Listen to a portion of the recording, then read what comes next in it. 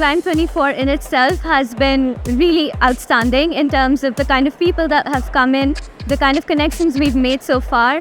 The content of the actual 2 days has been incredible, and there's so many amazing speakers and so many different workshops. I wanted to go to so many. I'm leaving here feeling on top of the world. Like I want to, really hungry now to be successful and do well. Climb24 is one of the best places that I've spoken at. It's an amazing audience of people who really want to come and learn and grow and connect. It's been a really successful show for us. We've met so many contacts. I think what makes Climb different is the interesting talks they have and just the people they attract. It's just a step above. The event is well organized, and as a startup, we're giving lots of support. We got the exposure that we wanted. It's something that I really recommend.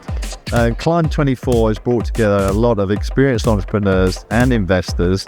We're all working towards creating better entrepreneurs, getting them access to capital, and seeing them solve the big problems for the future. So I think it's having a real festival vibe. It doesn't feel like a conference. I'm seeing loads of connections going on. I've got to find out exactly what I need to do in my business for my business.